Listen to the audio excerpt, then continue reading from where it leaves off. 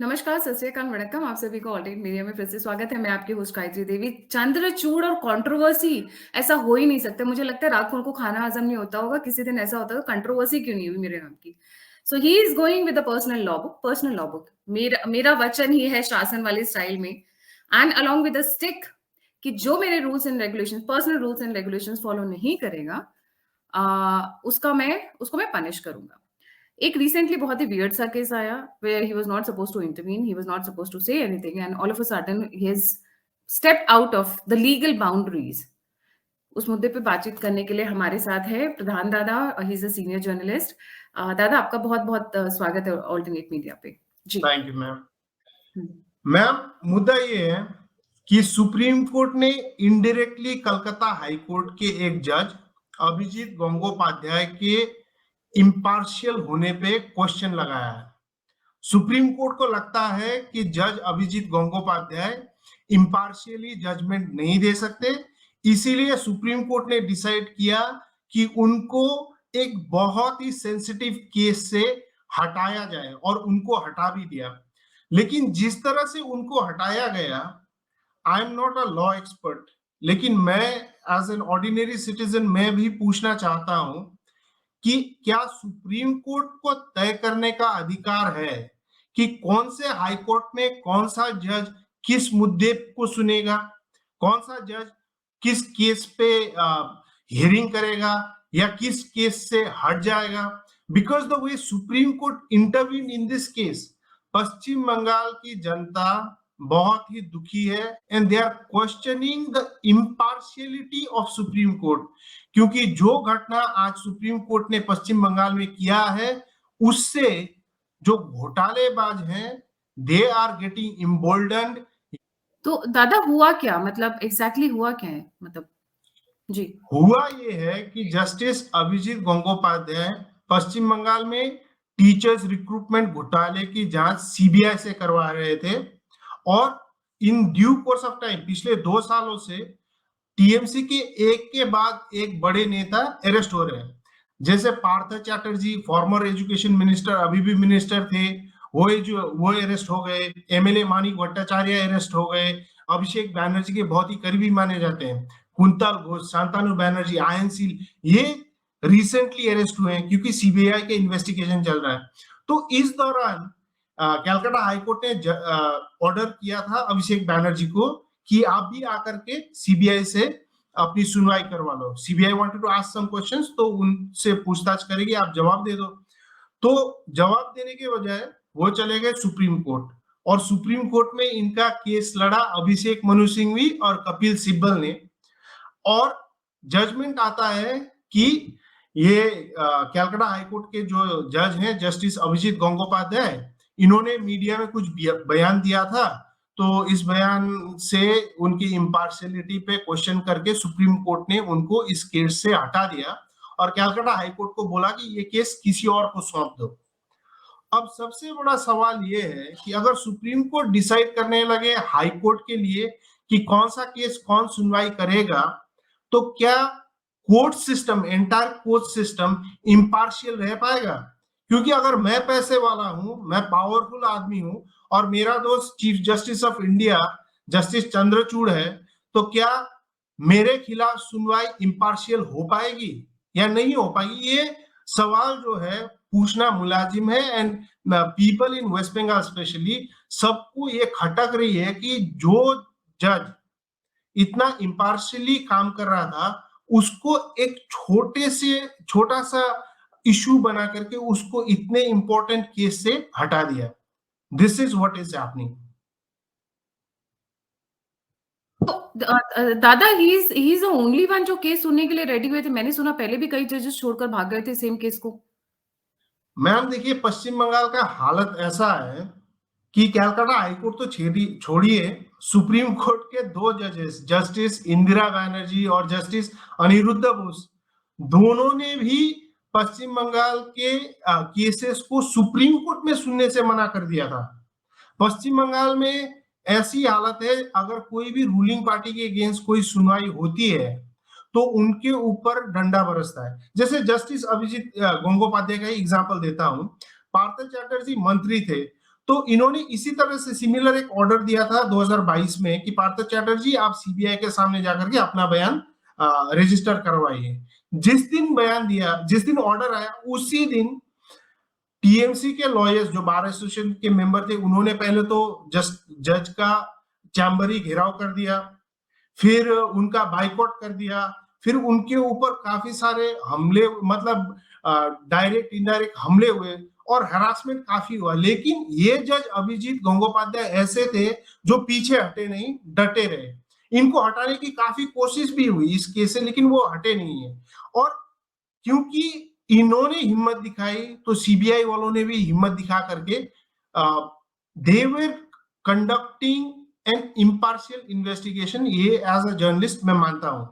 और ये जब चल रहा था तो एन मौके पे as the case is heading to the higher ups in TMC के बड़े बड़ों की तरफ जब ये केस बढ़ रहा है तो सुप्रीम कोर्ट का इस तरह से इंटरवीन करके इस जज को हटा देना और किसी और जज के पास भेज देना केस, ये शायद ठीक नहीं है, एटलीस्ट पब्लिक को ठीक नहीं लगता। दूसरा चीज ये, अब इन्होंने एक जज से हटा करके दूसरे जज को दे दिया है। चलो अगर उस जज को भी लगा कि नहीं अभिषेक बैनर्जी को सीबीआई के सामने जाकर के अपना बयान देना पड़ेगा, तो सुप्रीम कोर्ट क्या फिर से इंटरवीन करके फिर से उनको हटा देगी?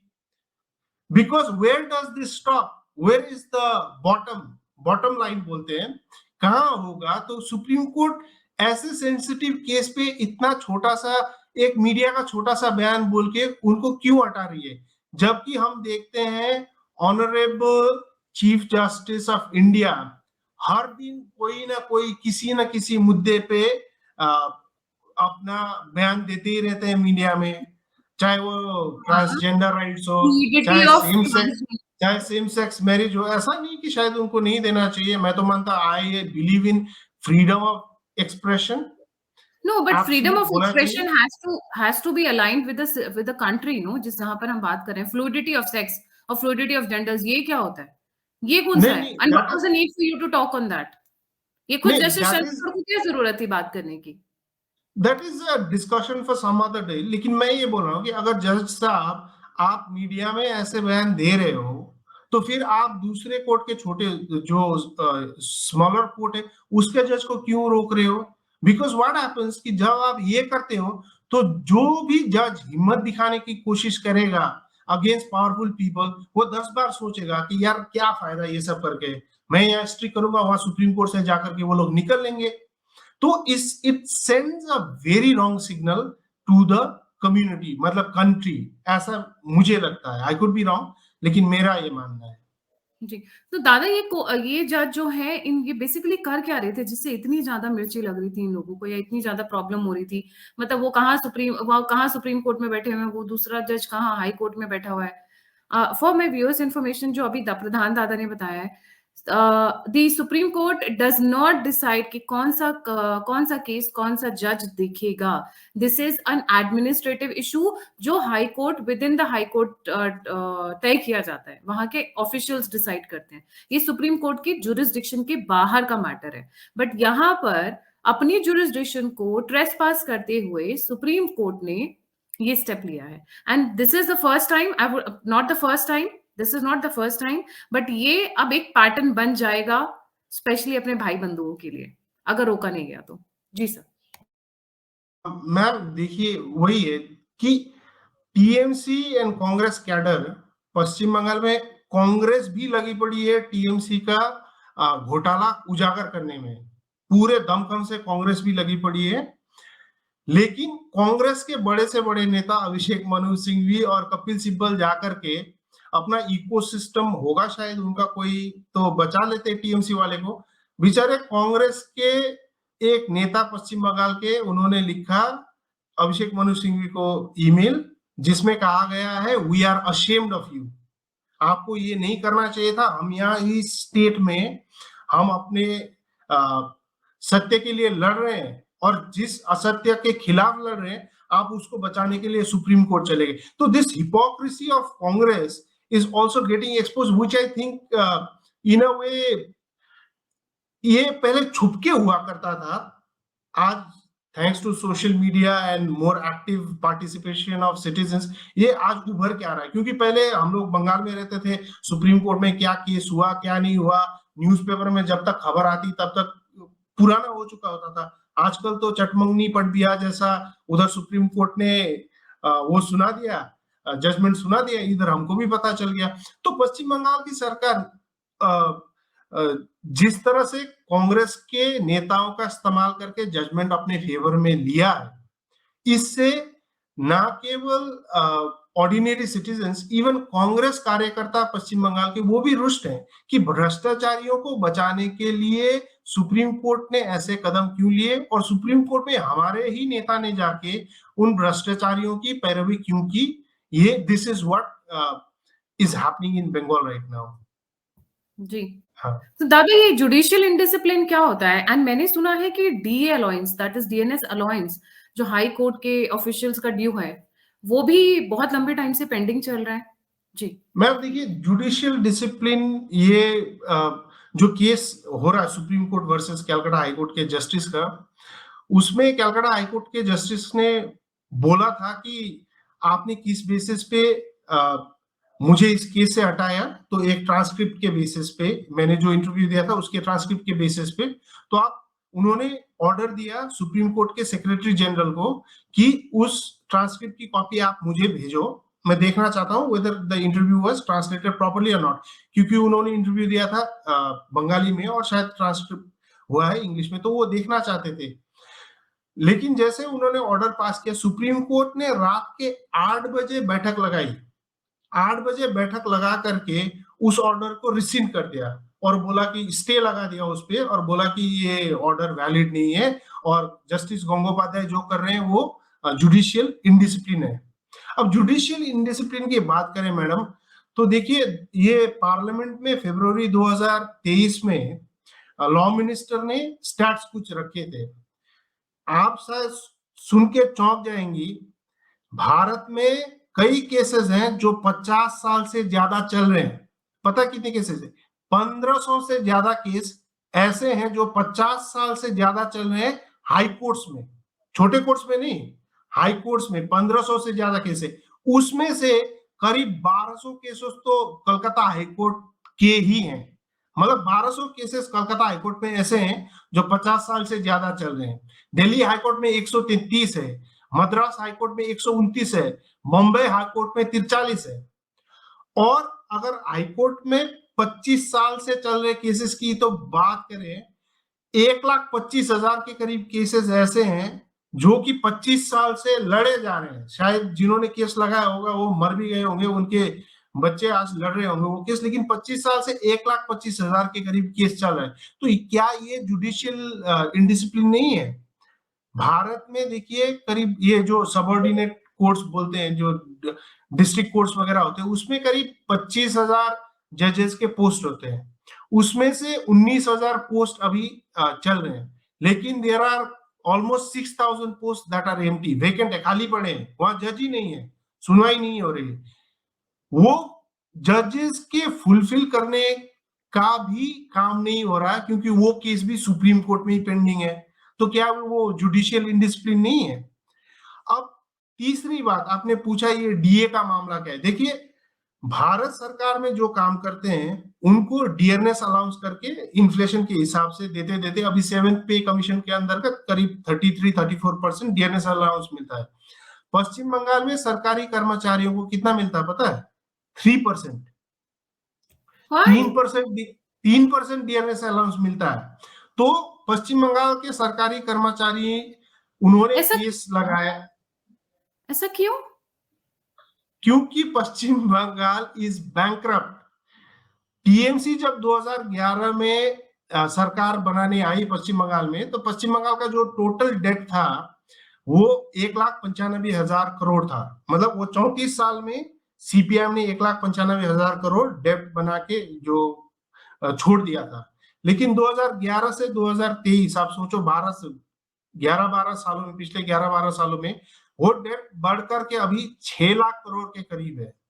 अगर पश्चिम बंगाल अलग राष्ट्र होता, वो श्रीलंका से बदतर हालत हो चुकी होती। और 6 लाख करोड़ से ज्यादा का डेट है, तो पश्चिम बंगाल सरकार के पास पैसा नहीं है। वो मार्केट से पैसा उठा उठा करके सरकार किसी तरह से चला रही है, क्योंकि उनका जो रेवेन्यू जनरेशन होता है, वो रेवेन्यू से वो स्टेट नहीं चला पाते, उनका रेवेन्यू भी कम पड़ जाता है।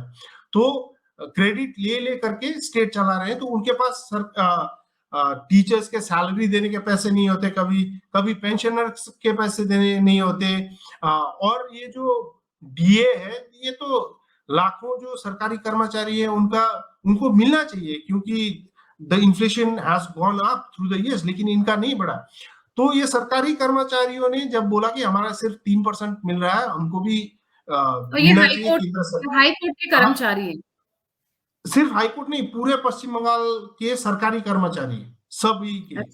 तो जी। जब उन्होंने केस फाइल किया, तो केस फाइल करने के बाद कलकत्ता हाईकोर्ट ने ऑर्डर सुनाया कि नहीं, इनकी बात सही है, इनको डीएनएस अलाउंस बराबर मिलना चाहिए। तो कलकत्ता हाईकोर्ट ने ऑर्डर दिया था कि पिछले साल 2022 के दिसंबर तक पश्चिम बंगाल सरकार को कि आप ये इनका डीएनएस अलाउंस क्लियर करो। लेकिन पश्चिम बंगाल सरकार ने फिर डीएनएस अलाउंस क्लियर नहीं किया, फिर दौड़ चले सुप्रीम कोर्ट। अभी वो केस सुप्रीम कोर्ट में, सोचिए, दिसंबर, अभी जनवरी, फरवरी, मार्च, अप्रैल, मई लग गया, 5 महीने हो गए, 5 महीने से सुप्रीम कोर्ट में वो केस पड़ा है, उसकी सुनवाई नहीं हो रही। लेकिन पश्चिम बंगाल के 2 नंबर नेता की सुनवाई, 2 नंबर नेता से जुड़े केस की सुनवाई ताबड़तोड़ हो गई, और जो जज सुनवाई कर रहा था उसको भी हटा दिया। और इसीलिए people are tired in India, शायद इसीलिए रिक्वेस्ट फॉर जुडिशियल रिफॉर्म जो है वो दिन प्रतिदिन more and more people are demanding कि जुडिशियल रिफॉर्म हो, भारत में जुडिशियल रिफॉर्म होना चाहिए। क्योंकि अगर नहीं हुआ तो इसी तरह से अगर बड़े लोगों जो दोस्त हैं सुप्रीम कोर्ट में, शायद वो उनको बचाते रहे, क्या पता। This is what people say, and not as a journalist but as ordinary citizen, I also feel bad, क्योंकि मैं भी पश्चिम बंगाल से हूँ, और मैंने देखा है मेरे चाचा जी के, मामा जी के बेटियां बेटे जो क्वालिफाइड है, बेचारे घर में रहने को मजबूर है, क्योंकि the unqualified have been given jobs after taking घूस। और जस्टिस अभिजीत गंगोपाध्याय इसके खिलाफ लड़ रहे थे, और सुप्रीम कोर्ट ने उस केस से इनको हटा दिया। मतलब इन अ वे उन्होंने ये मेक श्योर किया कि जस्टिस इज नॉट डिलीवर्ड, और may be he is delaying it, क्योंकि वो या फास्ट ट्रैक उन्होंने, होती थी चीज। हाँ जी, ये तो उल्टा हो रहा है, like you said, justice is not delivered but it is curtailed, it is diverted, let's say.